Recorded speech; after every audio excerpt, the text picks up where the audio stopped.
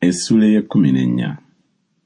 Awo mu mirembe gya Amulaferi kabaka w'e Sinali, Aliyoki kabaka w'e Erasali, Kedolawomeri kabaka w'e Eramu, n'egya Tidali kabaka w'e Goyiyimu, ne balwana ne Beera kabaka w'e Sodoma, ne Biruusa kabaka w'e Gomola, Sinaabu kabaka w'e Aduma, ne Semebeeri kabaka w'e Zeboyiyimu, ne kabaka w'e Beera ye Zowaali. Abo bonna ne beegattira mu kiwonvu Sidimu, eyo y'ennyanja ey'omunnyo, ne baweerereza Kedolawomeri emyaka 12, ne mu mwaka ogw'e13 ne bajeema.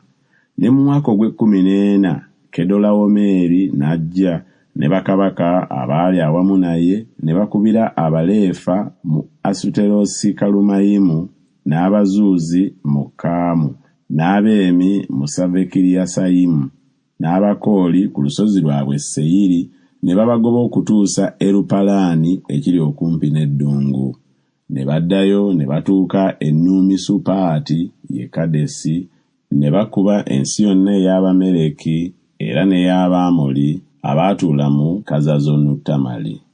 Ne watabaala kabaka w'e Sodoma, ne kabaka w'e Gomola, ne kabaka w'e Aduma, ne kabaka w'e Zeboyiyimu, ne kabaka w'e Beera ye Zowaali.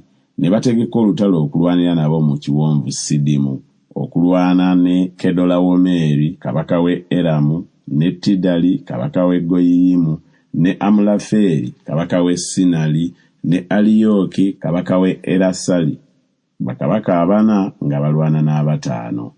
Era ekiwonvu Sidimu kyali kijjudde obunnyo obw'ebitosi, ne bakabaka b'e Sodoma ne Gomola ne badduka ne bagwa omwo, n'abo abaasigalawo ne baddukira ku lusozi.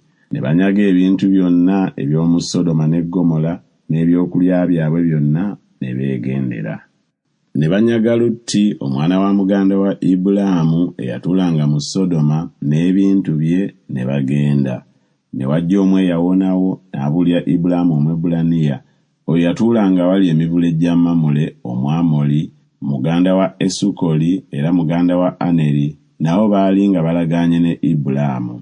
Ibulaamu bwe yawulira nga banyaga muganda we, n'agenda ne basajja be abaayigirizibwa okulwana, abaazaalibwa mu nnyumba ye 318, ne babagoberera okutuusa ku Ddaani. Ne baawukanamu okubalumba ekiro, ye n'abaddu be, ne babakuba, ne babagoberera okutuusa ku Kobba ekiri ku mukono ogwa kkono ogw'e Damasiko. N'akomyawo ebintu byonna era n'akomyawo ne muganda we Lutti n'ebintu bye era n'abakazi n'abantu. Ne kabaka w'e Sodoma n'afuluma okumusisinkana, bwe yamala okukomawo ng'asse Kedolawomeri ne bakabaka abaali naye mu kiwonvu Save kye kiwonvu kya kabaka. Ne Merukizeddeeki kabaka w'e Saalemi n'aleeta emmere n'omwenge, era ye yali kabona wa Katonda ali waggulu ennyo. N'amusabira omukisa, n'ayogera nti, Ibulaamu aweebwe omukisa Katonda ali waggulu ennyo, nannyini ggulu n'ensi. Era Katonda ali waggulu ennyo atenderezebwe, akugabidde abalabe bo mu mukono gwo. N'amuwa ekitundu eky'ekkumi ekya byonna. Kabaka w'e Sodoma n'agamba Ibulaamu nti, mpanze abantu, ebintu obyetwalire ggwe. Ibulaamu n'agamba kabaka w'e Sodoma nti, nyimusizza omukono gwange eri Mukama Katonda ali waggulu ennyo, nannyini ggulu n'ensi, nga ndayira nti siritwala kaggwa, newaakubadde akakoba k'engatto, newaakubadde akantu konna k'olina, oleme okwogera nti mugaggawazizza Ibulaamu. Wabula ebyo abavubuka bye balidde, n'omugabo gw'abasajja abaagenda nange, Aneri, Esukoli ne Mamule, abo batwale omugabo gwabwe.